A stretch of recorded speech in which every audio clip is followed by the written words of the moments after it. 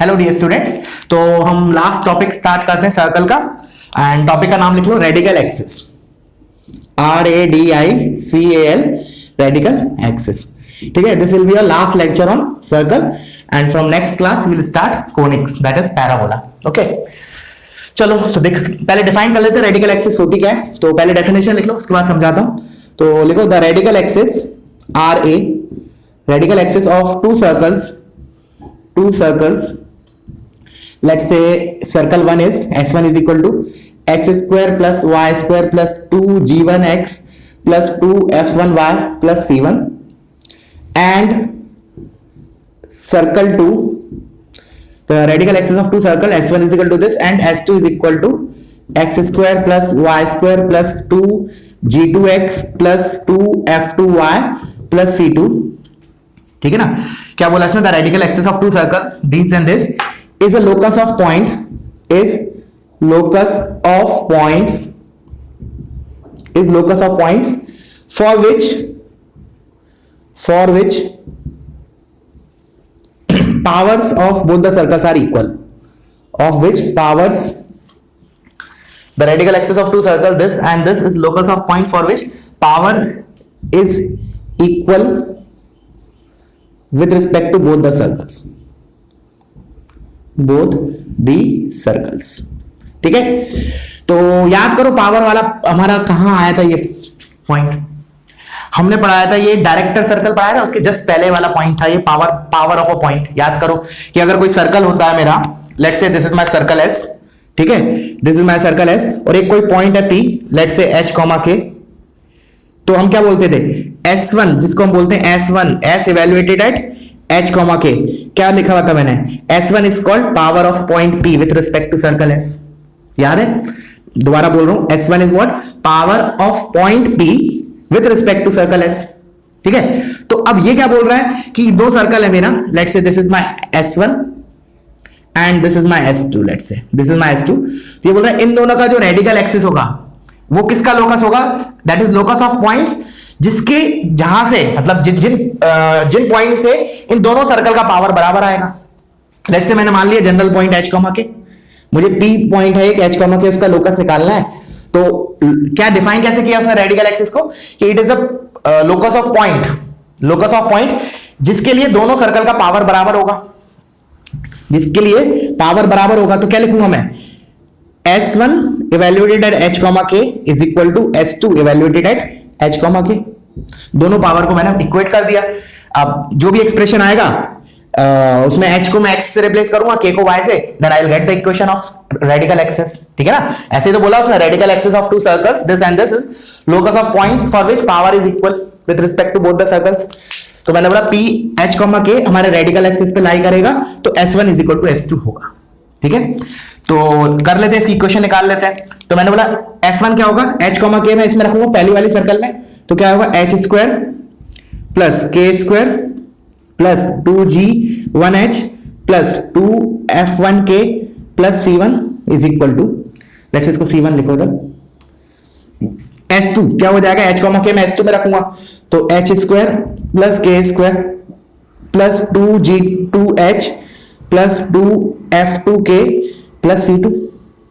ठीक है ना। अच्छा, मैंने लोकस निकालते वक्त हम जनरली पैरामीटर वगैरह इंट्रोड्यूस कर देते हैं अगर जरूरत पड़ती है तो, बट इधर तो कोई पैरामीटर है नहीं, हमें एक रिलेशन चाहिए था h और k में, और रिलेशन आ गया हमारा। तो मैं क्या करूंगा? h को x से रिप्लेस करूंगा, k को y से, that is nothing but equation of radical axis. But उससे पहले मैं क्या कर रहा हूं? ये कैंसिल कर रहा हूं, तो finally we left out with this equation. अब मैं इस इक्वेशन में h को x से रिप्लेस कर रहा हूं, k को y से, और सारे टर्म एक तरफ लेके आ रहा हूं। देखो कैसी लगेगी इक्वेशन देखने में? 2x times g1 minus g2, क्या किया? ये वाले टर्म को इधर लेके आया, h को x से रिप्लेस किया, plus 2y times f1 minus f2 plus c1 minus c2 equals to 0। ये मेरा लोकस आ गया। This is nothing but equation of radical axis. किसकी radical axis? Of s1 is equal to 0 and s2 is equal to 0। दो circle है, s1 equals to 0 and s2 is equal to 0, उसका radical axis is this thing. ठीक है, बहुत ही simple सी चीज है, कोई टफ नहीं है। ठीक है ना, चलो अब हम इससे रिलेटेड कुछ नोट्स देख लेते हैं, रेडिकल एक्सिस से रिलेटेड। एडवांस के लिए भी ये टॉपिक अच्छा है, मतलब इसमें क्वेश्चन आए हुए हैं पहले। ठीक है, तो मैं आगे बढ़ने से पहले रब कर रहा हूं, तो तुम लोग पॉज करो, कॉपी करो इसको, ठीक है। तो मैंने रेडिकल एक्सिस को कैसे डिफाइन किया, it is locus of points जहां से पावर बराबर आए दोनों सर्कल के लिए, ठीक है ना। तो मैंने S1 is equal to S2 किया।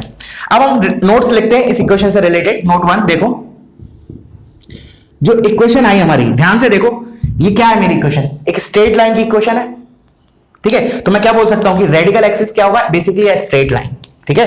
क्या लिखूंगा मैं, radical axis is a straight line, is a straight line. बहुत सिंपल सी चीज है, ये एक स्ट्रेट लाइन है, ठीक है। नेक्स्ट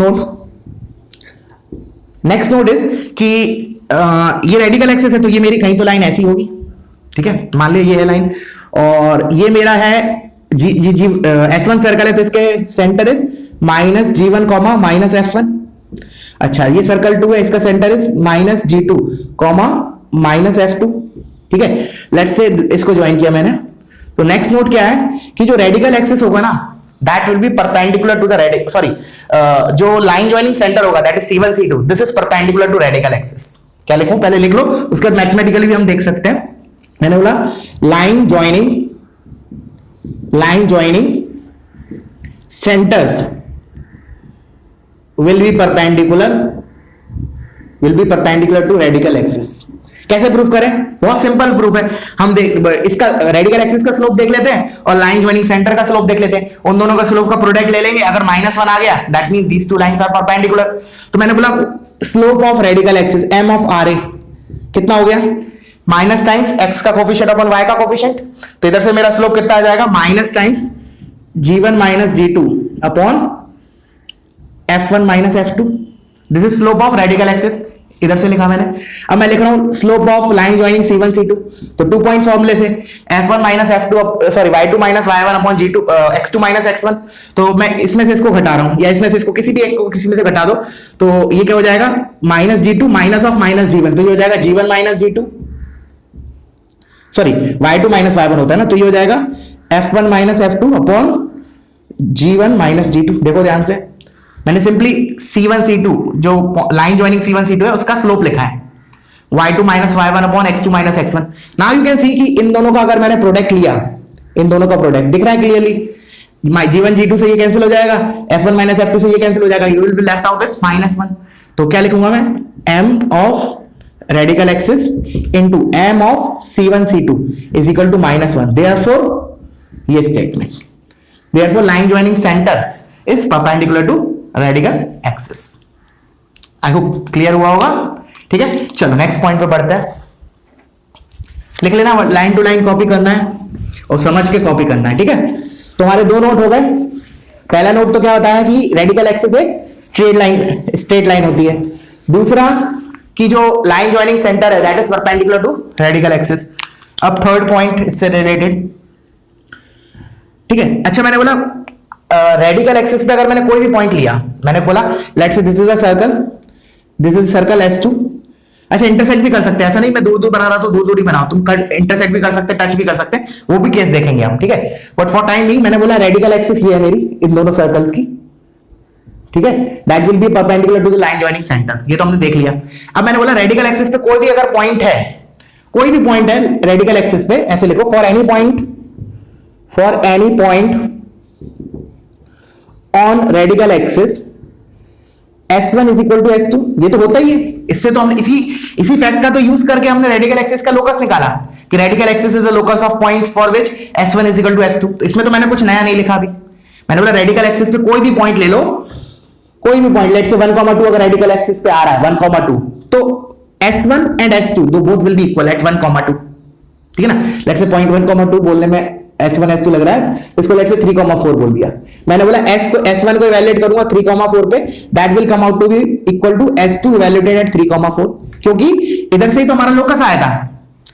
ऐसे हमने डिफाइन किया था कि पावर ऑफ जिन पॉइंट्स का पावर बराबर होता है इन दोनों सर्कल के रिस्पेक्ट में, वो सारे पॉइंट एक लाइन पे लाई करेंगे, that line is nothing but radical axis. तो इसमें तो मैंने कुछ नया नहीं लिखवाया, बट अब मैं बता रहा हूं नया इसके अंदर। मैंने बोला कि इफ, अब देखना, अब इंपॉर्टेंट चीज है, if point lies outside both circle, outside both circle, मैंने बोला अगर पॉइंट मेरा जो पॉइंट है अगर वो बाहर लाई करेगा दोनों सर्कल के बाहर, तो अब मुझे पता है कि अगर बाहर लाई करेगा तो हमारा position of point with position वाला पॉइंट जो टॉपिक था position of point with respect to circle, तो उसके हिसाब से क्या हो जाएगा S1 ग्रेटर देन 0 हो जाएगा अगर पॉइंट सर्कल 1 के बाहर है। सिमिलरली अगर हमारा पॉइंट सर्कल 2 के बाहर है तो S2 विल बी पॉजिटिव। ठीक है, अच्छा अब मैंने बोला कि अगर S1 और S2 पॉजिटिव है तो मैं क्या कर सकता हूं, रूट ले सकता हूं इस इक्वेशन में, इस वाले फैक्ट में।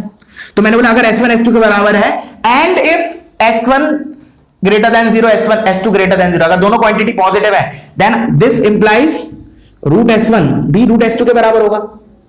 देखो वैसे मैं रूट S1 रूट S2 के बारे में जनरलाइज नहीं कर सकता था बिकॉज अगर पॉइंट अंदर लाई कर गया किसी सर्कल के तो क्या होगा, एक रूट में नेगेटिव आ जाएगा। ठीक है, इसलिए मैंने क्या बोला कि S1 is equal to S2 तो हमेशा ही होगा रेडिकल एक्सिस के हर एक पॉइंट के लिए। बट अगर पॉइंट आउटसाइड है दोनों सर्कल के तो क्या होगा, S1 और S2 दोनों पॉजिटिव है, देयरफॉर उनमें रूट ले सकता हूं मैं, रूट विल बी डिफाइंड। तो इसका मतलब क्या होता है रूट S1 रूट S2। अब रूट S1 बेसिकली है क्या, लेंथ ऑफ टेंजेंट होता है, ये हमने फॉर्मूला पढ़ा था, length of tangent to circle 1, और ये क्या है लेंथ ऑफ टेंजेंट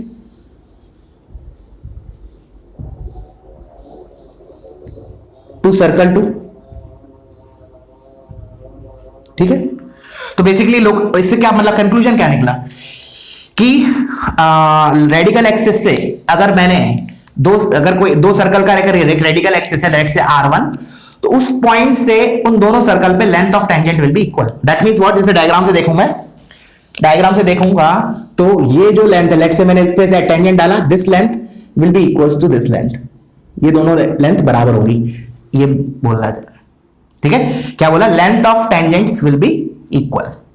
अगर पॉइंट आउटसाइड लाई कर रहा है तभी की बात कर रहा हूं मैं। ठीक है ना, S1 is equal to S2 तो सब जब हर बार बराबर होगा। अगर मैंने रेडिकल एक्सिस के पॉइंट के लिए निकाला तो S1 S2 तो बराबर होगा क्योंकि वहीं से आया वो डेफिनेशन। बट दिस ये चीज कब बराबर होगी, जब ये डिफाइन होगी। डिफाइन कब होगी, जब S1 और S2 पॉजिटिव होंगे। इसलिए मैंने बोला कि अगर पॉइंट आउटसाइड लाई कर रहा है दोनों सर्कल के तो हमारा इस इक्वेशन में मैं रूट भी लगा सकता हूं, तो root S1 is equal to root S2 कर सकता हूं। एंड वी नो कि root S1 is nothing but length of tangent from point, जो भी जिस पॉइंट की बात कर रहा हूं उधर से सर्कल 1 के लिए length of tangent, and this is length of tangent for circle 2। ठीक है, तो क्या मिला कंक्लूजन हमें कि अगर रेडिकल एक्सिस पे मैंने कोई पॉइंट लिया and if that point lies outside both the circles then पक्का उस पॉइंट से दोनों सर्कल पे ड्रॉन टेंजेंट का लेंथ बराबर होगा। उस पॉइंट से दोनों सर्कल पे ड्रॉन टेंजेंट्स का लेंथ बराबर होगा। ठीक है, आई होप क्लियर हुआ होगा ये।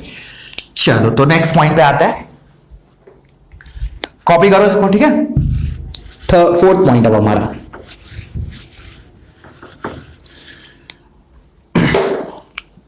अच्छा रेडिकल एक्सिस की अभी हमने इक्वेशन कैसे लिखी थी, S1 is equal to S2 लिखी थी। ठीक है ना, लोकस निकाला था तो हमने क्या बोला, रेडिकल एक्सिस की इक्वेशन क्या है, S1 is equal to S2 आई ना, क्योंकि हमने क्या किया है basically S1 evaluated H, K किया, फिर S2 इवैल्यूएटेड H, 2 किया, और फिर हमने लास्ट में H को X से K को Y से रिप्लेस किया। तो बेसिकली रेडिकल एक्सिस की इक्वेशन क्या आई, equation of radical axis S1 minus S2 is equal to 0। ठीक है ना, तो अब इसी से रिलेटेड नोट फोर्थ है। अब ये देखो कि हमने S1 माइनस S2 कहीं और भी पढ़ा था, याद करो फैमिली ऑफ सर्कल्स में पढ़ा था कि अगर मान लो दो सर्कल इंटरसेक्ट कर रहे हैं, ठीक है, तो ये जो कॉमन कॉर्ड होता है इन दोनों सर्कल का that is also S1 minus S2 equals to 0। तो बस अब हम यही पॉइंट लिख रहे हैं इसमें फोर्थ में कि if two circle intersect, if two circles intersect, अगर दो सर्कल इंटरसेक्ट करेंगे देन अब क्या है, देखो S1 माइनस S2 भी मेरे को क्या दे रहा है, रेडिकल एक्सिस दे रहा है, S1 माइनस S2 मुझे कॉमन कॉर्ड भी दे रहा है। That means what, radical axis and common chord are one and the same thing. तो क्या लिखूंगा, if two circle intersect then there radical axis will be the common chord, या फिर then their common chord will be the radical axis, कैसे भी बोल लो, then their common chord will be the radical axis, या फिर their radical axis will be the common chord, one and the same thing, common chord will be the radical axis. ठीक है ना, clear हुआ। चलो ये छोटे छोटे पॉइंट्स हैं, याद रखना दिमाग में। अब नेक्स्ट पॉइंट पे आते हैं, इसको रब कर रहा हूं मैं। Next point is common tangent. Common tangent की इक्वेशन क्या होती है? जैसे मान लो, अब सुनना, फिफ्थ पॉइंट क्या है कि लेट्स से ये मेरा सर्कल है और एक मेरा ये सर्कल है जो इसको टच कर रहा है। दो सिनेरियो ले रहा हूं मैं, एक तो एक्सटर्नली टच कर रहा है और एक मैं सिनेरियो ले रहा हूं इंटरनली टच कर रहा है। ठीक है, तो इनका जो कॉमन टेंजेंट होगा ना, जो कॉमन टेंजेंट होगा, तो कॉमन टेंजेंट तो अलग अलग होंगे। जैसे इसमें 3 आएंगे, इसमें एक ही आएगा, बट इसका वो टेंजेंट जो, जैसे मैंने बोला इन दोनों सर्कल में नंबर ऑफ कॉमन टेंजेंट्स कितने हैं, तो हमने कल की लास्ट क्लास में देखा था कि टोटल 3 आएंगे, 2 तो डीसीटी और 1 टीसीटी। जो अभी मैंने बनाया दैट इज टीसीटी, जो मैंने एट प्रेजेंट अभी बनाया डायग्राम में दैट इज टीसीटी। वैसे इधर 2 और आएंगे, एक ऐसा और एक ऐसा, दैट विल बी डीसीटी। मैं बोल रहा हूं इन दोनों टेंजेंट की इक्वेशन इज गिवन बाय, ऐसे लिख लो, equation of common tangent. Common tangent is given by S1 minus S2 equals to 0। But note, ये मेन चीज ये है कि हमने लिख तो दिया कॉमन टेंजेंट की इक्वेशन, बट ऐसा नहीं है कि ये वाले कॉमन टेंजेंट की इक्वेशन आ जाएगी, नहीं, ये नहीं आएगी, ये वाली आएगी। तो कॉमन टेंजेंट वाली, वो वाला टेंजेंट जो पास कर रहा है कॉमन पॉइंट से, ठीक है ना, इसको नोट कर लेना। ठीक है, अच्छा इसका यूज कहां होगा ये डिस्कस करते हैं। इसका यूज कहां होगा? जैसे मान लो कोई तुम्हें 2 सर्कल्स दिए हैं C1 C2 और मुझे बोला गया कि ये प्रूफ करो कि ये दोनों सर्कल टच कर रहे हैं। दोबारा सुनना क्वेश्चन, मैंने बोला कि मुझे 2 सर्कल्स दे रखे हैं, let's say C1 C2 S1 S2 मान लो, ये दोनों सर्कल दे रखे हैं, लेट्स से 2 सर्कल दे रखे हैं, मतलब मुझे उनकी इक्वेशन दे रखी है, लेट्स से S1 और S2। फिर मुझे बोला गया कि prove that these two circles touch each other। तो अगर मान लो मेरे को, लेट्स से मैंने ये टॉपिक नहीं पढ़ा होता 1 मिनट के लिए, तो मेरा लास्ट क्लास के आधार पे मैं क्या करता, हम 2 कंडीशन है, क्या पॉसिबिलिटीज है, दो पॉसिबिलिटीज क्या है कि या तो वो एक्सटर्नली टच करेंगे ऐसे, या फिर दे विल टच इंटरनली। ठीक है, तो मेरे को प्रूव करना है कि दे टच ईच अदर, केवल इतना बोला है, दे टच ईच अदर। तो इधर हमें दोनों केसेस देखने पड़ेंगे। पहले वाले केस में तो क्या होगा, distance between centres C1 and C2 will be equals to R1 plus R2, और दूसरे वाले में क्या होगा, C1 C2 के बीच में डिस्टेंस, ये C1 है और ये C2 है, इन दोनों के बीच में डिस्टेंस कितना होगा, ये हमने देखा था mod of R1 minus R2। तो कहने का मतलब, अगर मुझे प्रूफ करना है कि ये सर्कल एक दूसरे को टच कर रहे हैं, तो मेरे को क्या करना पड़ेगा, C1 C2 का डिस्टेंस निकालना पड़ेगा, C1 सेंटर 1 और सेंटर 2 के बीच में डिस्टेंस, और फिर मैं देखूंगा या तो ये इक्वल होगा R1 प्लस R2 के, या फिर R1 माइनस R2 के मॉड के। ठीक है, अगर ये ट्रू हो गया तो मैं बोल दूंगा सर्कल टच ईच अदर।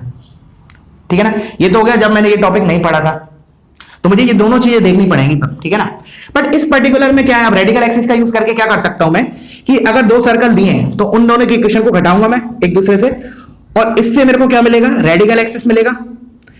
अब मुझे पता है कि रेडिकल एक्सिस क्या होता है, common radical axis is nothing but equation of common tangent, और वही वाला टेंजेंट जिसपे पॉइंट ऑफ टेंजेंसी वाला, मतलब जो 2 सर्कल टच कर रहे हैं ना, 2 सर्कल्स जहां टच कर रहे हैं उस पॉइंट पे जो कॉमन टेंजेंट है that is given bye radical axis. ये भी हमने इसमें देखा। तो हम क्या करेंगे, ये लिखने के बाद हम ये एक स्ट्रेट लाइन आएगी ये वाली, लेट्स से, अब मुझे ये क्वेश्चन में कन्वर्ट हो गया कि अगर मुझे प्रूव करना है कि ये लाइन एक टेंजेंट है किसी सर्कल के, तो क्या करते हैं हम, उस लाइन का सर्कल के सेंटर से डिस्टेंस रेडियस के बराबर अगर प्रूफ कर दें तो प्रूफ हो जाएगा कि दैट लाइन इज टेंजेंट। तो हम क्या करेंगे finally, sir S1 minus S2 करेंगे, इसमें कोई टाइम नहीं लगेगा, तुरंत घटा दिया दोनों इक्वेशंस को, तो हमें एक लीनियर इक्वेशन मिलेगा। उसका डिस्टेंस हम निकालेंगे किसी एक सर्कल से, any one of the 2 circle, and हम दिखा देंगे कि वो डिस्टेंस जो है वो उसके रेडियस के बराबर आ रहा है, therefore these 2 circle touch each other. This is the second way of proofing. ठीक है, बाकी इसके ऊपर मैं एक क्वेश्चन और लूंगा तो और ज्यादा क्लियरिटी आ जाएगी, डोंट वरी। ठीक है, चलो आगे मूव करते हैं। 5 पॉइंट हो गए हमारे।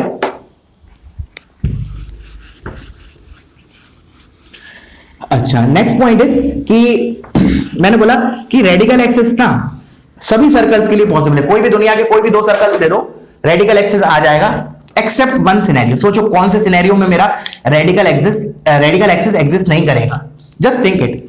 मैंने बोला कि रेडिकल एक्सिस जो होता है ना that exist for every circles मतलब एवरी टू सर्कल्स, कोई भी दो सर्कल उठाए उनका रेडिकल एक्सिस आएगा एक्सेप्ट वन पर्टिकुलर सिनेरियो। कौन सा होगा वो सिनेरियो, अब मैं बता रहा हूं, तो इसको नोट 6 में लिख लो कि radical axis exist for every two circle, कोई भी दो सर्कल के लिए रेडिकल एक्सिस आएगा ही आएगा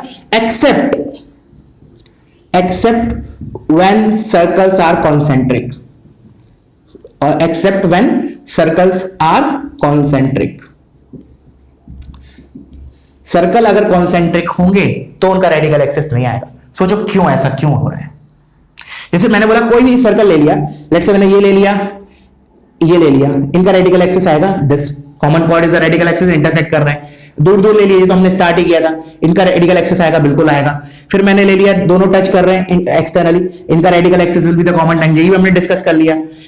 ये इंटरनली टच कर रहे हैं तो रेडिकल एक्सिस आएगा, that is nothing but a common tangent. अच्छा, फिर मैंने बोला इस टाइप का सिनेरियो होगा तब आएगा क्या रेडिकल एक्सिस, बिल्कुल आएगा, तब भी आएगा रेडिकल एक्सिस। अभी मैं इसके बारे में और डिटेल डिस्कशन करूंगा, बट अभी जो मैंने लिखा है कॉन्सेंट्रिक मतलब क्या होता है, इसमें भी रेडिकल एक्सिस आएगा, इधर तो है ही, इधर है ही, इधर है ही, इधर है ही। बट मैंने बोला कॉन्सेंट्रिक मतलब क्या, दोनों के सर्कल का सेंटर सेम है। मैंने बोला अगर ये सर्कल S1 है और ये S2 है तो इस पर्टिकुलर सिनेरियो में रेडिकल एक्सिस नहीं आएगा, radical axis will not exist for this particular scenario when the two circles are concentric. क्यों? द रीजन इज, सुनना ध्यान से, कि अभी हमने रेडिकल एक्सिस की इक्वेशन कैसे डिफाइन की थी, S1 is equal to S2, मतलब S1 minus S2 is equal to 0, ठीक है।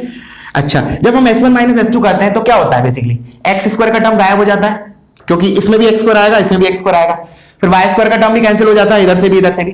बचता क्या था उसमें, एक्स का टर्म बचता था, वाई का और कांस्टेंट पार्ट। बट अगर मान लो सर्कल कॉन्सेंट्रिक हुए तो क्या होगा कि जैसे जब हम सब्ट्रैक्ट कर रहे थे ना, चलो एक बार लिख लेते हैं इक्वेशन क्या आई थी। जैसे मैंने सर्कल माना x square plus y square plus 2g1x plus 2f1y plus c1 equal to 0, और ये plus 2g2x plus 2f2y plus c2 equal to 0।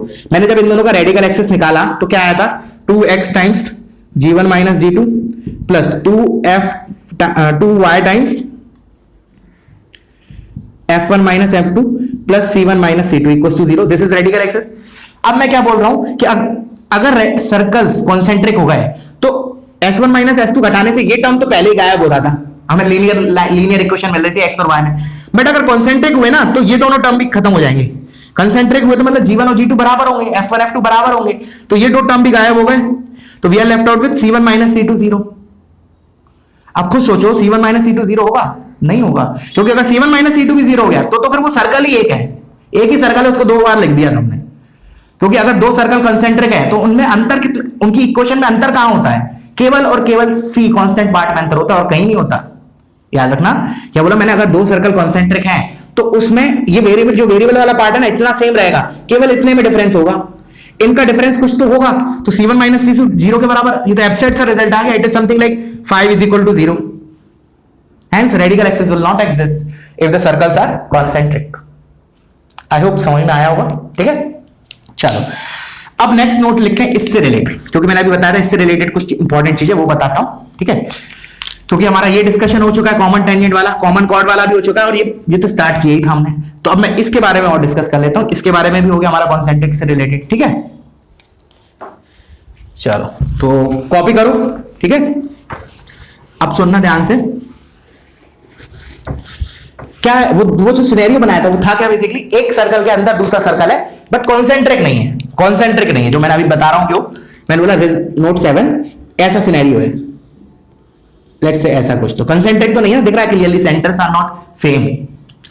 तो इस केस में मैं क्या बोल रहा हूं कि इफ वन सर्कल, पहले स्टेटमेंट लिख लेते हैं, if one circle is contained by the other, is contained by the other, और ब्रैकेट में लिख लो एक्सेप्ट कॉन्सेंट्रिक, क्योंकि contained by the other statement में तो कॉन्सेंट्रिक भी इंक्लूड हो जाएगा, बट मैं कॉन्सेंट्रिक की बात नहीं कर रहा हूं, एक्सेप्ट कॉन्सेंट्रिक, एक्सेप्ट कॉन्सेंट्रिक, क्योंकि कॉन्सेंट्रिक के केस में तो हमारा रेडिकल एक्सिस ही नहीं आने वाला है, ठीक है ना। तो we are talking about such scenarios when one circle is contained by the other, तब क्या होगा, then there radical axis will be completely outside the circle, will be completely outside the circle, outside both the circle, outside both the circle. हालांकि इस point का उतना use है नहीं, but फिर भी फॉर बेटर अंडरस्टैंडिंग और better feel of the subject बताया जा रहा है तुम्हें।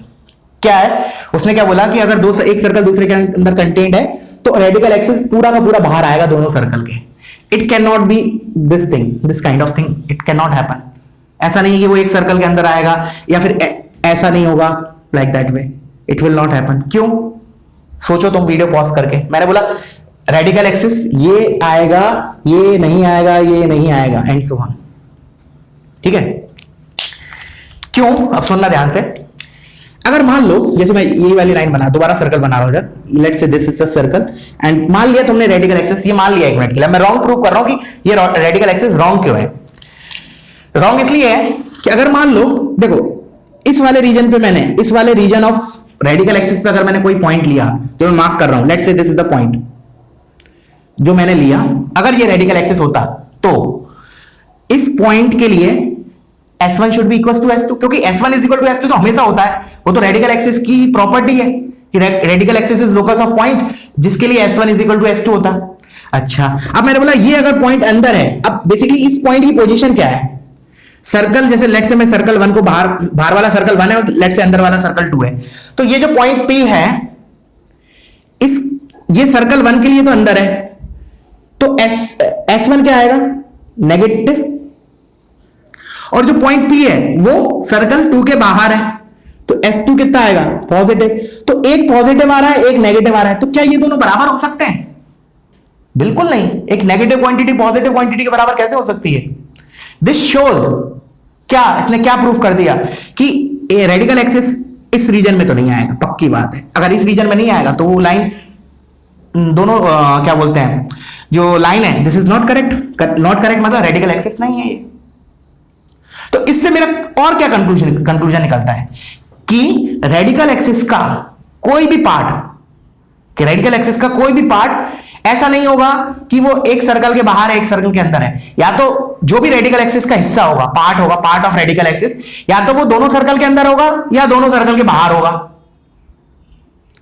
क्योंकि दोनों सर्कल के अंदर होगा तो S1 S2 दोनों नेगेटिव होंगे, तो दो नेगेटिव नंबर बराबर हो सकते हैं। अगर दोनों सर्कल के बाहर होगा तो दोनों पॉजिटिव होंगे, दोनों पॉजिटिव बराबर हो सकते हैं। लेकिन अगर मैंने बोला रेडिकल एक्सिस का कोई भी हिस्सा या कोई भी पार्ट ऐसा नहीं होगा कि एक सर्कल के बाहर हो, एक सर्कल के अंदर हो, क्योंकि फिर उससे क्या होगा, एक पॉजिटिव आएगा, एक negative, and both can not be equal.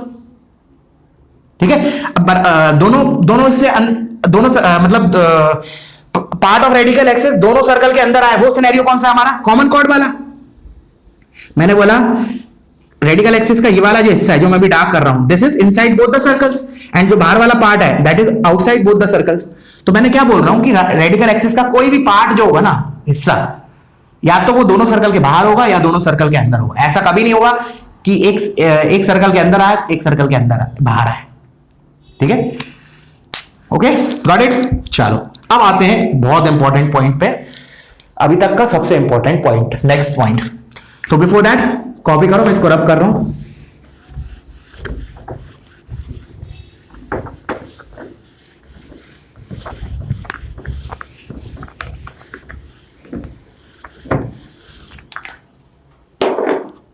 Next point बहुत मजेदार है, अच्छे से सुनना।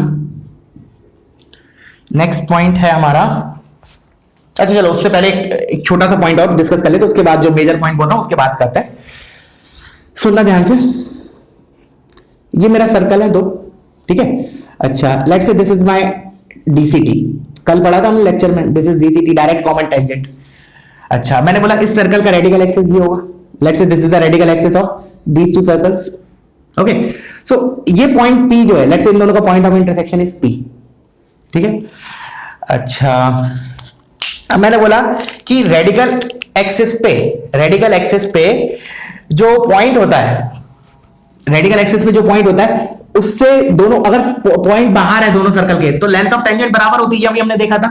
तो ये लेंथ, लेट्स से इसको T1 बोल रहा हूं, इसको T2 बोल रहा हूं, इस पॉइंट ऑफ टेंडेंसीज को, तो these two lengths will be equal, मतलब P T1 is equal to P T2। Basically ये क्या है, रूट S1 और ये क्या है, रूट S2। अगर पॉइंट आउटसाइड लाई करेगा तो रूट S1 रूट S2 के बराबर होता है, that means P T1 is equal to P T2। अच्छा, पूरा T1 T2 क्या है मेरा, यहां से यहां तक, याद करो कल क्या बोला था इसको, length of DCT, direct common tangent. तो अगर PT1 PT2 के बराबर है तो मैं क्या बोल सकता हूं, P is mid point of T1 T2। अब फर्दर मैं इसको क्या बोल सकता हूं कि जो रेडिकल एक्सिस होगा दैट विल बाइसेक्ट DCT। क्या लिखूंगा, रेडिकल एक्सिस विल बाइसेक्ट। अच्छा अभी लिखता हूं इधर। अच्छा जैसे मैंने बोला डीसीटी के लिए एक्सप्लेनेशन दिया, वैसे टीसीटी के लिए होगा, उसमें अलग थोड़ी है। जैसे टीसीटी क्या होगा इसका, ये टीसीटी होगा। तो लेट्स से ये हो गया T3 point of tangency, let's say ये T4 हो गया। तो again these two length will be equal, because इस पॉइंट के लिए टेंजेंट क्या होंगे, रूट एस, ये रूट S1 होगा इतना पार्ट, ये रूट S2 होगा, and we know root S1 is equal to root S2। That means what, let's say this point is Q, तो Q is mid point of T3 T4। तो दोनों को combine करके क्या लिखूं मैं कि radical axis will bisect their common tangents, radical axis will bisect common tangent. Common tangent मैंने एक इसलिए लिख रहा हूं, इसमें दोनों कवर हो गए, डीसीटी एंड टीसीटी। तो radical axis will bisect common tangent. ठीक है, क्लियर हुआ। चलो अब आते हैं वो पॉइंट जो मैं बोल रहा था, बहुत इंपॉर्टेंट है। ठीक है, और थोड़ा समझने वाला भी है। पहले पॉज करो, इसको कॉपी करो। ये तो सिंपल पॉइंट था कि जो रेडिकल एक्सिस होगी वो कॉमन टेंजेंट्स को बाइसेक्ट भी करती है। ठीक है, अब आते हैं इन सभी पॉइंट्स में सबसे ज्यादा इंपॉर्टेंट पॉइंट नंबर 9। क्या किया इसमें देखना, पहले समझ लेते हैं डायग्राम से। Let's say this is circle S, और ये मेरा सर्कल S1 है, और ये मेरा सर्कल S2 है। ठीक है, and let's say this is the centre of this circle S। Okay, अब सुनना, पहले स्टेटमेंट लिख लेते हैं, उसके बाद हम इसको समझेंगे। मैंने बोला if circle S cuts circle S1 and S2 orthogonally, if circle S, जो हमारा सर्कल S है वो S1 और S2 को ऑर्थोगोनली कट कर रहा है। ठीक है ना, S1 S2 अपने आप में ऑर्थोगोनली कट नहीं कर रहे हैं।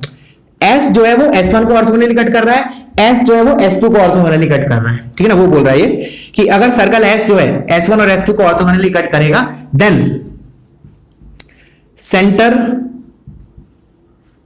Of S will lie on radical axis of S1, S2। सोचो क्या लिखवा दिया मैंने ये, जस्ट थिंक इट। इतना आसान नहीं है पॉइंट समझना। ठीक है ना, थोड़ा सा नॉलेज लगेगा प्रीवियस वाला। क्या बोला, क्या पहले तो उसको पहले तो एक बार तो पहले तो याद कर लिया वो, क्योंकि अगर मान लो समझ में भी नहीं आता तो एटलीस्ट हम मेमोराइज करके क्वेश्चंस तो सॉल्व कर ही सकते हैं। इसने बोला है कि अगर S सर्कल है, S1 को ऑर्थोगोनली कट कर रहा है, S सर्कल S2 को ऑर्थोगोनली कट कर रहा है, इतना बोला इसने। S1 S2 आपस में क्या कर रहे हैं उससे कोई मतलब नहीं, कट भी कर सकते नहीं भी कर सकते। ठीक है, फिर उसने बोला कि जो सर्कल है ना, S सर्कल है, उसका जो सेंटर होगा ना वो S1 और S2 के रेडिकल एक्सिस पे आएगा। क्या बोला कि जो S1 और S2 का जो रेडिकल एक्सिस है उस पे सेंटर लाई करेगा। मतलब it is something like this will be the radical axis passing through the centre of circle S। कैसे प्रूव करें इसको, हाउ टू प्रूव दिस कि centre of S lies on radical axis of S1 and S2। अब बताओ, मैं start करूं। चलो तो याद करो ऑर्थोगोनल वाला टॉपिक, ऑर्थोगोनल सर्कल्स वाला। उसमें मैंने एक स्टेटमेंट लिखवाया था, नोट के फॉर्म में भी लिखवाया था कि let's say this is my circle S1 और this is my circle S2। सुनना, ध्यान से सुनना पॉइंट क्या था वो। फिर मैंने बोला अगर ये दोनों एक दूसरे को 90 डिग्री पे कट कर रहे हैं, if they both cut each other at 90 degree, मतलब ऑर्थोगोनल है, तब क्या होगा। Let's say this is centre C1, centre 1 से अगर मैंने लेंथ ऑफ टेंजेंट निकाला that will be equal to its own radius. याद करो स्टेटमेंट, सेंटर 1 से मैंने बोला C1 और let's say this is C2, दो सर्कल है S1 S2, उनके सेंटर था C1 C2। फिर मैंने उधर नोट के फॉर्म में लिखवाया था कि सर्कल 1 के सेंटर से drawn tangent to the other circle की जो लेंथ होगी that will be equal to its own radius R1। दिख भी रहा है डायग्राम से, क्योंकि हमें पता है कि ये नॉर्मल होता है और normal passes to the centre orthogonal वाले केस में। बहुत डिटेल में डिस्कशन हुआ था उधर हमारा। ठीक है, दोबारा एक बार और बोल रहा हूं कि tangent drawn from C1 to the circle C2 will be equals to its own radius, ऐसे लिखवाया था R1। ठीक है, अब सुनना ध्यान से बहुत, अब इसको हम इसमें लेके आ रहे हैं कंसेप्ट को, बिल्कुल एक एक बारीकी से एक एक लाइन सुनना पॉइंट। ये सेंटर C1 C है, ये सर्कल इस अभी S2 को पिक्चर से हटाओ, मान लो S2 पिक्चर में ही नहीं, मैं just focus on S and S1। मैंने बोला C से सेंटर से मैंने अगर इसके ऊपर, since these two cuts orthogonally, अगर मैंने इसके सेंटर से इसके ऊपर टेंजेंट डाला, so this will be the length of tangent यहां से यहां तक। तो according to this statement this length of tangent will be equal to its own radius, मतलब सर्कल S का जो रेडियस है, लेट्स से R, तो ये जो डिस्टेंस होगा, let's say this point of tangency is T1। क्या बोला दोबारा, इस सर्कल के सेंटर से ड्रॉन टेंजेंट का length will be equal to its own radius R। अब सिमिलर सिनेरियो में S2 के लिए रिपीट कर रहा हूं, अब भूल गए S1 को पिक्चर से हटाया, मैंने बोला S और S2 जो है वो ऑर्थोगोनली कट कर रहे हैं, तो ड्रॉन टेंजेंट का length to S2 will be equal to its own radius R। ठीक है, यहां तक क्लियर हो जाना चाहिए। अब सुनना, नहीं हुआ तो एक बार रिवाइंड करो, इतना सुनो, उसके बाद आगे सुनना तो ज्यादा क्लियरिटी आएगी, नहीं तो अभी सब खचपच हो जाएगी, खिचड़ी पक जाएगी। क्या बोला मैं, ये हमने प्रूफ किया कि ये R है, ये R है। ठीक है, अब हमें पता है कि रेडिकल एक्सिस जो होता है, रेडिकल एक्सिस जो होता है, अब फॉरगेट अबाउट दिस डायग्राम एक मिनट के लिए, मैंने बोला रेडिकल एक्सिस की जो डेफिनेशन है, जो हमने पॉइंट पढ़ा था अभी, उसमें क्या लिखा था, अगर रेडिकल एक्सिस पे कोई पॉइंट लिया तो उससे ड्रॉन टेंजेंट का लेंथ बराबर होता है, अगर पॉइंट आउटसाइड है, ऑफ कोर्स अगर पॉइंट आउटसाइड है दोनों सर्कल के, तो उस पॉइंट से ड्रॉन टेंजेंट का लेंथ बराबर होता है। अब मैंने बोला कि एक सी पॉइंट है, रेडिकल एक्सिस को भूल गए एक मिनट के लिए, इधर रेडिकल एक्सिस बनाया, let's say forget about this radical axis. मैंने कहा रेडिकल एक्सिस बनाया ही नहीं, मैंने बोला कि सी एक ऐसा पॉइंट है, with looking into the figure, see एक ऐसा पॉइंट है जहां से ड्रॉन टेंजेंट्स का लेंथ बराबर आ रहा है S1 और S2 पे, और इस टाइप का पॉइंट कहां लाई करता है, रेडिकल एक्सिस पे ही लाई करता है, which shows कि center of the circle lies on radical axis of these two circles। थोड़ा सा घुमाव है मतलब, ठीक है, एक बार और रिपीट करूंगा मैं, ठीक है ना, क्योंकि बहुत बहुत मजेदार चीज है। लिटरली कैसे स्टार्ट किया हमने, मैंने बोला कि S और S1 ऑर्थोगोनली कट कर रहे हैं, S and S2 orthogonally cut कर रहे हैं। ठीक है, फिर मैंने क्या बोला कि हाँ, कि अगर सेंटर सर्कल 1 और सर्कल 2 अगर ऑर्थोगोनली कट करते हैं तो एक के सेंटर से दूसरे पे डाला हुआ टेंजेंट की लेंथ उसके खुद के रेडियस के बराबर होती है, ये हमने ऑलरेडी देखा था। फिर मैंने आया, एक मिनट के लिए S2 को भूल गए, इसको पिक्चर में लेके आए, S और S1 को, ये दोनों ऑर्थोगोनली कट कर रहे हैं, तो इस पॉइंट से C से, इस सेंटर, इसके सेंटर से, S से के सेंटर से इस पे ड्रॉन टेंजेंट का लेंथ किसके बराबर होगा, इस सर्कल की रेडियस के बराबर, लेट्स से R। सिमिलरली अब S1 को भूल गए पिक्चर में, अब S2 आया, मैंने बोला सिमिलरली सेंटर सर्कल S के सेंटर से ड्रॉन टेंजेंट का length on this circle will be equal to its own radius R। अब मैंने बोला कि C इज अ पॉइंट जहां से ड्रॉन टेंजेंट का length on these two circles are equal. अब ऐसा किस पॉइंट की खासियत होती है कि जहां से ड्रॉन टेंजेंट्स का लेंथ बराबर होता है, रेडिकल एक्सिस के सारे पॉइंट्स पे ऐसा होता है, that means C is one of the point among those points. इसका मतलब ऐसे बोल सकता हूं कि C lies on radical axis of S1 and S2, वही लिखा है था। देखो, if circle S cuts circle S1 S2 orthogonally, then center of S will lies on radical axis of S1 and S2। ठीक है, और वैसे क्वेश्चंस भी करेंगे हम इसके ऊपर, डोंट वरी। ओके, चलो तो वीडियो पॉज करो, कॉपी करो इसको। अब आते हैं लास्ट पॉइंट पे।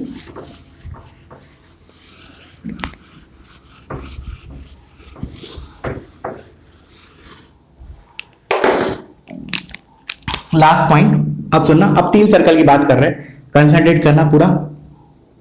ये 3 सर्कल बना लिए मैंने, let's say circle 1, circle 2, circle 3। ठीक है, S1 S2 S3। ठीक है, अब मैं क्या बोल रहा हूं कि radical axis of 3 circles are concurrent, we have to prove, मतलब एज ए प्रॉपर्टी तो पहले लिख लो कि radical axis of 3 circles are concurrent, are concurrent. इसका मतलब क्या है, लेट्स से S1 और S2 की मैंने रेडिकल एक्सिस निकाली, तो लेट्स से ये मेरी रेडिकल एक्सिस इतनी ऐसी आई, ठीक है ना, it is something like this. ठीक है, उसके बाद मैंने लेट्स से इसको मैं नाम दे देता हूं, एक काम करता हूं, R12 radical axis of circle 1 and circle 2। फिर मैंने क्या किया, रेडिकल एक्सिस S2 और S3 का निकाला, ये निकाला, तो let's say this is R2 R3, फिर वो क्या बोल रहा है R(2 3) लिख लिया। फिर मैंने S1 और S3 का रेडिकल एक्सिस निकाला है, तो ये क्लेम कर रहा है कि ये वाली जो लाइन होगी ना, radical axis of S1 and S3, ये दोनों तो दो लाइन को इंटरसेक्ट कर रही है, कोई दिक्कत नहीं यहां। एक मिनट, ठीक है। तो ये बोल रहा है कि ये वाली जो लाइन होगी ना, वो भी इसी पॉइंट से पास करेगी, and the point of concurrency is called radical centre of 3 circles. लिख लो पहले इसको, the radical axis of 3 circles are concurrent and the point of concurrency and the point of concurrency and the point of concurrency is called radical center, radical center, ठीक है। इसकी खासियत क्या होती है अभी हम डिस्कस करेंगे। तो कैसे प्रूव करेंगे कि लाइंस आर कॉन्करेंट? तो एक तरीका क्या है कि इक्वेशन लिख लो तीनों की, पहले इसको G1 F1 C1 मान लो, G2 F2 C2 मान लो, G3 F3 C3 मान लो, फिर इन दोनों को सब्ट्रैक्ट करके रेडिकल एक्सिस आता है, फिर इन दोनों को सब्ट्रैक्ट करके रेडिकल एक्सिस आएगा, इन दोनों को सब्ट्रैक्ट करके रेडिकल एक्सिस आएगा, फिर तो वो क्वेश्चन कन्वर्ट हो गया 3 lines are concurrent, delta 0 proof कर दो।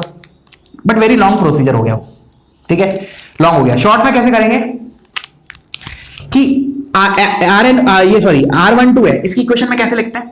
Radical axis of circle 1 and 2 is given by S1 minus S2 is equal to 0, ठीक है। Okay, this is R12। फिर मतलब R23 क्या होगा? R23 S2 minus S3 equals to 0। अच्छा, फिर मैंने बोला R13 क्या होगा? R13 that will be equals to S1 minus S3 equals to 0, ठीक है। अब सुनना ध्यान से, अब मैं क्या बोल रहा हूं कि मुझे क्या प्रूफ करना है, ये जो तीनों लाइन है दे आर कॉन्करेंट। अच्छा, अगर मैंने कॉन्करेंट प्रूफ करना है तो मैं ऐसा प्रूफ कर दूं कि R13 जो होगा वो, अगर लेट्स से मैं इसको L1 बोल रहा हूं एक मिनट के लिए, इसको L2 बोल रहा हूं, इसको L3, अगर मैंने ये प्रूफ कर दिया कि L3 L1 plus lambda L2, that means what? L1 L2 L3 are concurrent, because अगर मैंने प्रूफ कर दिया L3 L1 plus lambda L2 के बराबर है, इसका मतलब L3 कहां से पास कर रहा है? Point of intersection of L1 and L2, ठीक है। अब मैंने क्या किया, ऐसा करने के लिए मैंने इन दोनों इक्वेशन को ऐड किया, तो यू कैन सी क्या आ रहा है, यही चीज आ जाएगी। तो फाइनली मुझे क्या मिल रहा है, इन दोनों इक्वेशन को ऐड करने पे R12 plus R23 is equal to R13। ये हो गया मेरा L3 का काम कर रहा है, L3, ये मेरा L1 का काम कर रहा है, ये मेरा L2 का काम कर रहा है, फिर सर लैम्डा का काम कौन कर रहा है? इधर जो 1 लिखा है ना उसको लैम्डा मान लो। तो L3 is written as L1 plus lambda L2, that means what? L3 passes through point of intersection of L1 and L2, hence all the 3 are concurrent। ये ज्यादा आसान हो गया, ठीक है, क्लियर हुआ? चलो अब आते हैं इस पे फर्दर डिस्कशन के लिए। व्हाट इज द मतलब इसके रेडिकल सेंटर की खासियत क्या है? खासियत ये है कि आप देखना, ध्यान से सुनना कि एक मिनट के लिए मैं इसको भूल गया, एक इसको हटा देता हूं एक मिनट के लिए, ठीक है, इसको भी हटाया मैंने एक मिनट के लिए, चलो इसको तो बना ही देता हूं, उसको हटा दिया। अच्छा, फॉरगेट अबाउट S3 2 मिनट के लिए। मैंने बोला ये जो ब्लू वाली लाइन बनाई है, that is what? My radical axis of S1 and S2। अच्छा, अब रेडिकल एक्सिस है तो इससे इस पे कोई भी पॉइंट लूंगा मैं, तो उस पे क्या होगा? ड्रॉन टेंजेंट्स का लेंथ बराबर आएगा दोनों सर्कल पे, क्योंकि प्रॉपर्टी होती है ये। तो मैंने बोला लेट्स से इस पे there will be infinite points, इस रेडिकल एक्सिस पे उन सभी पॉइंट्स से इन दोनों सर्कल पे ड्रॉन टेंजेंट का लेंथ बराबर आएगा। So there will be infinite points on this line such that drawn tangents का लेंथ बराबर आएगा। तो मैंने बोला ये पॉइंट से मान लो ड्रॉ किया तो ये टेंजेंट का लेंथ बराबर आएगा, let's say this is the tangent, चलो इस साइड बना लेता हूं, ये टेंजेंट हुआ, ये टेंजेंट हुआ, ये दोनों बराबर होंगे लाइक दैट वे। अच्छा, अब सुनना ध्यान से। अब मैंने बोला कि अब मैं इस वाले की बात कर रहा हूं S2 और S3 की। मैंने बोला ये रेडिकल एक्सिस है, तो इस लाइन पे कोई भी पॉइंट लूंगा तो उसका डिस्टेंस S3 और S2 से बराबर होगा, डिस्टेंस मतलब लेंथ ऑफ टेंजेंट।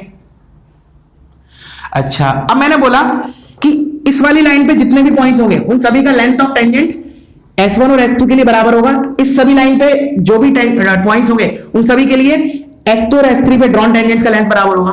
बट अब ये एक ऐसा पॉइंट है जो दोनों लाइंस पे लाई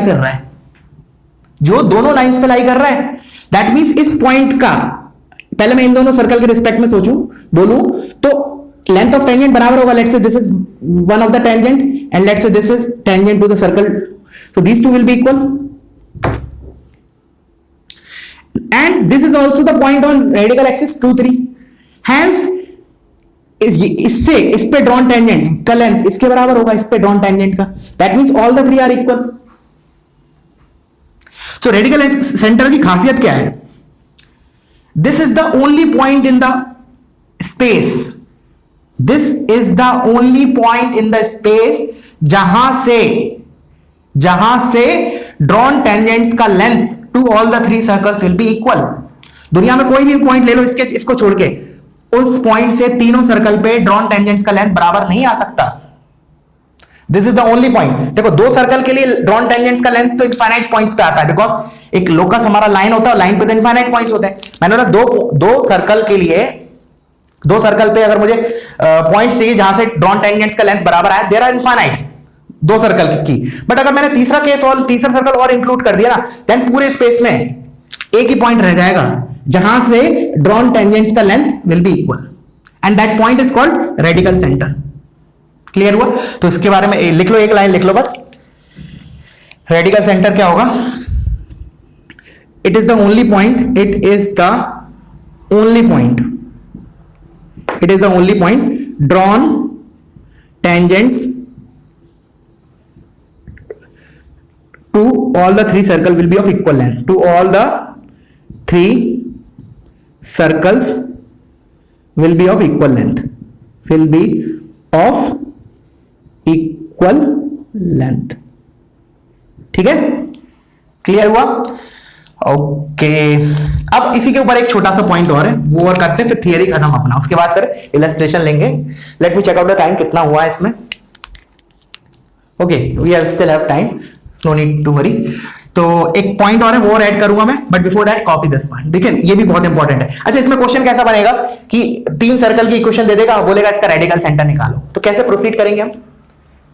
वो क्या बोला मैंने, तीन सर्कल दे देगा, you will find question in sheet also, मैं भी करवाने वाला हूं। मतलब तीन सर्कल दे दिए और फिर बोला इन तीनों सर्कल का रेडिकल सेंटर क्या होगा। रेडिकल सेंटर यूनिक आएगा, वो तो मैंने बताया अभी। एक ही दुनिया में एक ऐसा पॉइंट है, दुनिया में मतलब इन तीन सर्कल के लिए स्पेस में एक ही पॉइंट है जहां से ड्रॉन टेंजेंट्स का length will B of equal length. तो मैंने बोला निकालेंगे कैसे? तो क्या करेंगे निकालने के लिए, कोई भी दो सर्कल उठाएंगे, उनको सब्ट्रैक्ट करेंगे, तो ये लाइन की इक्वेशन मिल जाएगी, रेडिकल एक्सिस मिल जाएगी। फिर हमने फिर कोई और दो सर्कल उठाएंगे, ये दोनों को उठाया, इन दोनों को सब्ट्रैक्ट किया, ये वाला रेडिकल एक्सिस मिल गया। इन दोनों रेडिकल एक्सिस का point of intersection is nothing but my radical centre. Clear है? दोबारा एक बार क्या लिखेंगे, करेंगे, इन दोनों सर्कल को सब्ट्रैक्ट करके I will get radical axis of these two circles, and इन दोनों सर्कल की इक्वेशन को सब्ट्रैक्ट करके I will get radical axis of these two circle, and these two जहां इंटरसेक्ट कर रही हैं that is nothing but radical centre. ठीक है, क्लियर हुआ? बाकी हम क्वेश्चन करेंगे तो और क्लियरिटी आएगी। चलो लास्ट पॉइंट, इसको मैं रब कर रहा हूं, डायग्राम को रब नहीं कर रहा हूं बिकॉज जरूरत है उसको। अब सुनना, मैंने अब हम जैसे भी ऑर्थोगोनैलिटी वाला केस डिस्कस किया था, सेम वही। अब मैंने बोला कि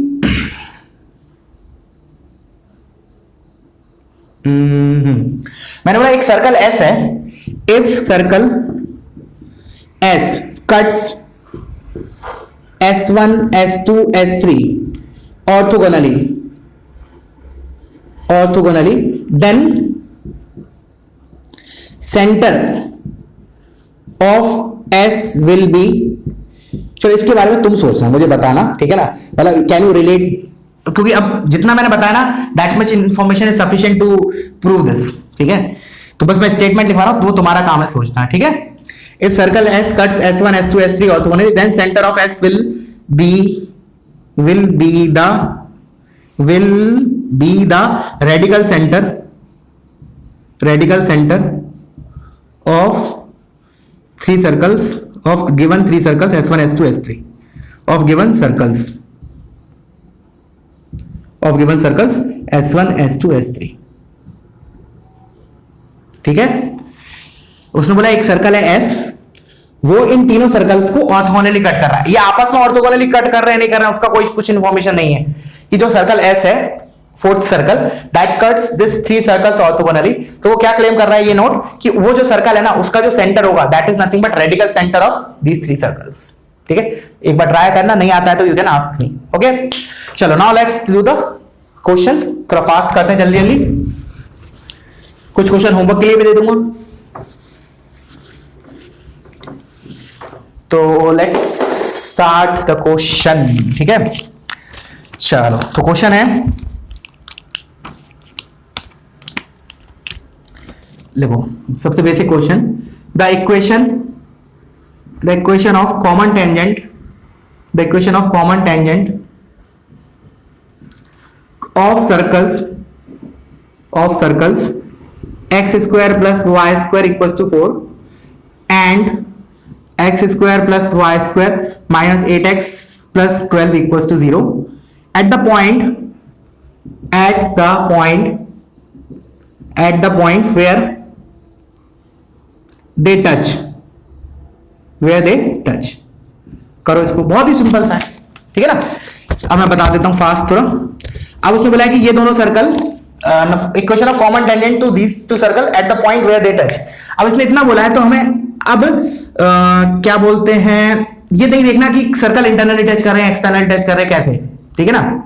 हम तो क्या करेंगे, कॉमन टेंजेंट की इक्वेशन निकालनी है, वेयर दे टच। ये तो हमने रेडिकल एक्सिस वाले पॉइंट में पढ़ा है कि क्या करते हैं, सिंपली इन दोनों सर्कल का जो रेडिकल एक्सिस होगा that is s1 minus s2 is equal to 0, this is nothing but common tangent. तो बस you have to subtract these two equations, ठीक है ना, तो तुम्हारा कॉमन टेंजेंट की इक्वेशन आ जाएगी, ठीक है ना। ये तो नोट का क्वेश्चन हो गया हमारा, ठीक है ना। दो सर्कल है, क्योंकि देखो इसके नंबर ऑफ टेंजेंट्स तो ज्यादा भी हो सकता है ये ऐसे टच कर रहा हो, तो टोटल नंबर ऑफ टेंजेंट्स तो 3 होगा इस केस में, बट इसने स्पेसिफाई कर दिया कौन से टेंजेंट निकालना है, at the point where they touch, मतलब वो टेंजेंट जहां पे ये टच कर रहे हैं उस पॉइंट पे ड्रॉन किया हुआ tangent, that is nothing but radical axis, that is s1 minus s2 equals to 0, ठीक है। आगे बढ़ते हैं। The radical centre of circles x square plus y square equals to a square, comma x minus c का square plus y square equals to a square and x square plus y minus b का square equals to a square is dash, ठीक है। बहुत ही simple question है, जैसे कि मैंने बताया प्रोसीजरल। क्या करेंगे हम रेडिकल सेंटर निकालने के लिए, इन दोनों को सबट्रैक्ट करेंगे। चलो मैं लिख देता हूं बट करना तुम लोगों को है, ठीक है ना। I will tell the flow. Let's say ये मेरा s1 है, ये मेरा s2 है और ये मेरा s3 है, ठीक है। तो मैं क्या बोलूंगा, s1 minus s2 करूंगा इक्वल्स टू 0, ये एक इक्वेशन मिल जाएगा linear in x and y।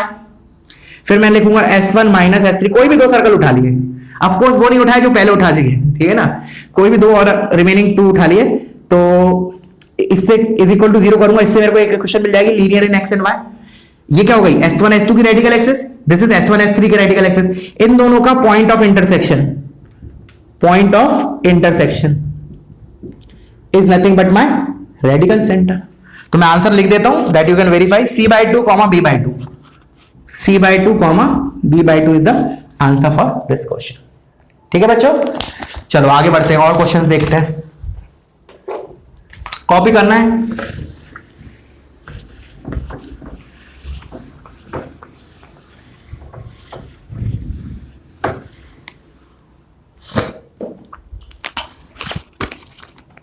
लिखो। चलो लिखते हैं, ये अच्छा क्वेश्चन है, ठीक ठाक। चलो लिखो इस, find equation of the circle, find equation of the circle which passes through the origin, which passes through the origin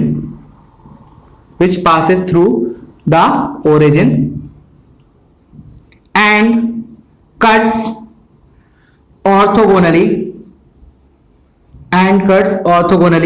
each of the circle x square plus y square minus 6x plus 8 equals to 0 and x square plus y square minus 2x minus 2y is equal to 7, ठीक है। चलो this is a good question, you can expect such question in mains, ठीक है ना। तो find equation of circle which passes through origin and cuts orthogonal each of the circle. मान लो कि 1 मिनट के लिए मैंने जो आज पढ़ाया वो तुमने बिल्कुल नहीं पढ़ा, डायरेक्टली मैंने, मान लो ये वाला क्वेश्चन मैं तुम्हें लास्ट क्लास में देता, देन कैसे प्रोसीड करते हैं, हो जाएगा। Without knowledge of today's lecture this can be done. कैसे, देखो उसने निकाला है एक सर्कल की इक्वेशन निकालो विच पासेस थ्रू द ओरिजिन। तो पहले तो मैंने मान लिया लेट द सर्कल की इक्वेशन इज, मेथड 1 बता रहा हूं पहले, फिर मैं बताऊंगा आज का जो सीखा उसको कैसे अप्लाई करेंगे इस क्वेश्चन में। मैंने मान लिया let the circle is x square plus y square plus 2gx plus 2fy plus c equals to 0, ठीक है। फिर उसने बोला है जो सर्कल है हमारा जो निकालना है दैट पासेस थ्रू ओरिजिन, तो 0 0 0 इसको सेटिस्फाई करेगा। तो when you will put 0 0 over here क्या मिल जाएगा, c की वैल्यू 0 मिल जाएगी, 0 0 0 0 plus c equals to 0, that means c हमारा खत्म होने वाला है, ठीक है ना। यहां तक अब मैंने ये वाली इंफॉर्मेशन यूज कर ली पासिंग थ्रू ओरिजिन यहां तक। अब ये इंफॉर्मेशन यूज करना है। अभी मेरे नंबर ऑफ वेरिएबल्स कितने हैं, 2, g and f, that means anyhow I should get 2 equations in g and f so that I can solve those equations to get the values of g and f। एक बार g और f आ गए तो मतलब circle आ गया। कैसे निकालें, अब याद करो। अब क्या बोल रहा है वो कि लेट्स से ये मेरा s है और ये मेरा s1 है और ये मेरा s2 है। अब वो ये बोल रहा है कि s जो है ना इन दोनों को ऑर्थोगोनली कट करना है, तो क्या करो s और s1 में ऑर्थोगोनल वाली कंडीशन लगा दो। क्या थी, हमने लास्ट क्लास में पढ़ा था, twice of g1 g2 plus f1 f2 is equal to c1 plus c2। Similarly s और s2 में लगा दो यही वाली कंडीशन, तो इधर से हमें 2 इक्वेशंस मिल जाएंगी in the variable g and f and pretty simple सी लीनियर इक्वेशंस मिलेगी। Solve those 2 equations, get the value of g and f and substitute it here to get the equation of circle. Okay, this is the method 1, very straightforward, कोई दिमाग ज्यादा खर्च नहीं हुआ। अब थोड़ा दिमाग खर्च करने वाला मेथड करते हैं, दिमाग खर्च करने वाला मेथड। आओ नोट पे, जो नोट बताया था मैंने तुमको, नोट नंबर 9 क्या था हमारा, नोट नंबर 9, ये एक सर्कल है S जो S1 और S2 को ऑर्थोगोनली कट कर रहा है। This is my S1, this is S2। तब क्या देखा था हमने कि जो सर्कल S है उसका जो सेंटर होगा इन दोनों के रेडिकल एक्सिस पे लाई करेगा, ठीक है।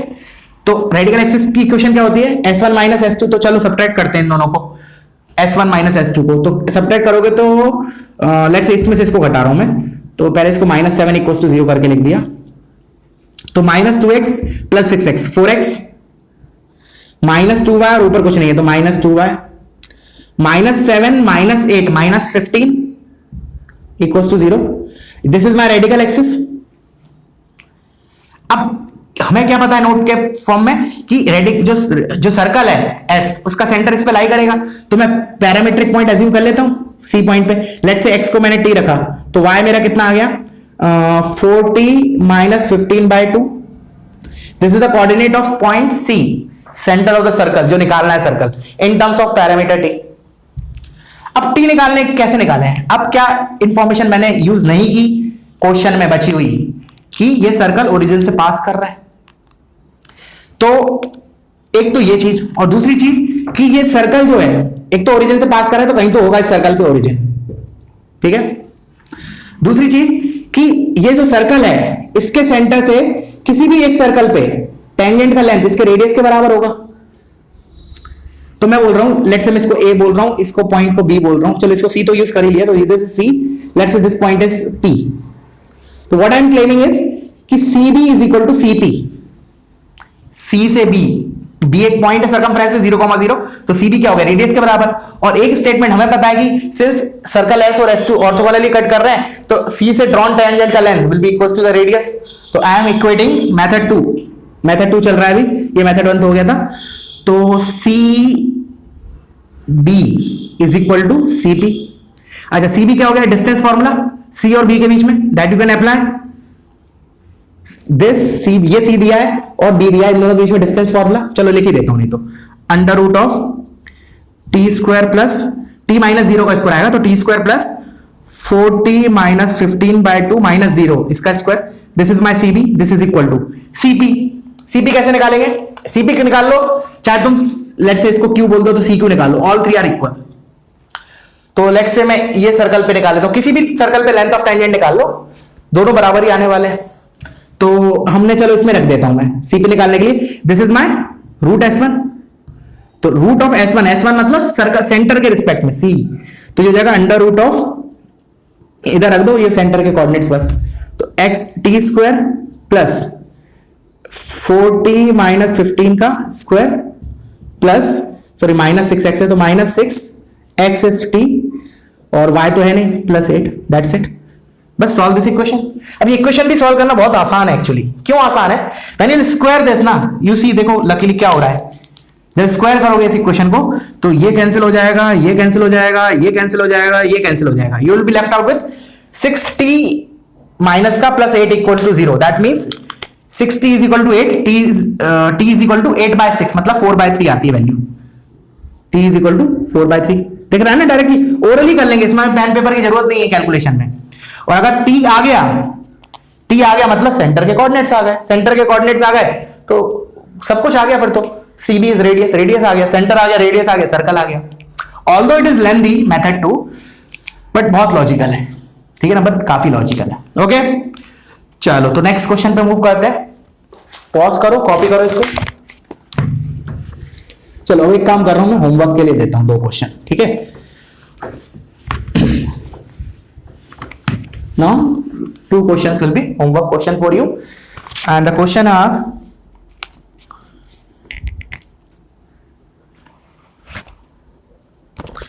first, show that the equation of a straight line meeting the circle, equation of straight line meeting the circle x square plus y square equals to a square in 2 points at equal distance d, at equal distance small d from a point x1 comma y1 on its circumference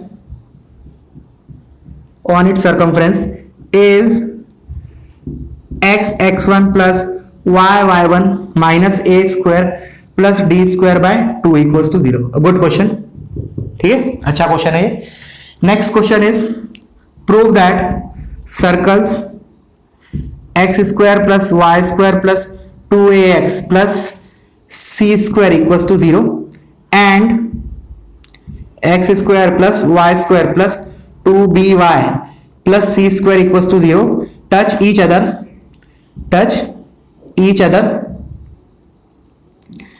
if 1 upon a square plus 1 upon b square equals to 1 upon c square। इसमें क्या करोगे तुम, ये दोनों touch कर रहे हैं तो क्या होगा, इनका रेडिकल एक्सिस निकालेंगे, उस पे पॉइंट ऑफ टेंजेंसी की कंडीशन लगा देंगे, any one of the 2 circles, ठीक है ना, तो आ जाएगा तुम्हारा p is equal to r वाला, ठीक है, condition of tangency. And last question is given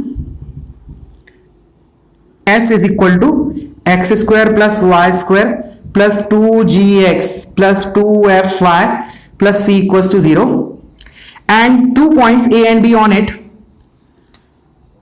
and 2 points capital A which is x1 y1 and capital B which is x2 y2 on it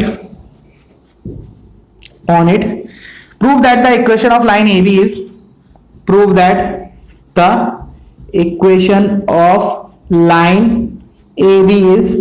अब कोई बोलेगा सर दोनों point दे दिए, ए भी दे दिया, बी भी दे दिया, तो 2 पॉइंट फॉर्म में लिख लेंगे ना, नहीं, लेकिन उसने जो प्रूव करने को बोला है उस फॉर्मेट में हमें प्रूव करना है कि that is important. Of course ऐसे तो क्वेश्चन दूंगा नहीं ना मैं कि ए और बी से पास करने वाली लाइन की इक्वेशन, ए पॉइंट दिया, बी दिया, equation of line A B, लेकिन वो फॉर्मेट जो पूछा गया है, तो पूछा क्या गया, then prove that equation of line A B is x1 plus x2 plus 2g into x plus y1 plus y2 plus 2f into y is equal to x1 x2 plus y1 y2 minus c is equal to x1 x2 plus y1 y2 minus c।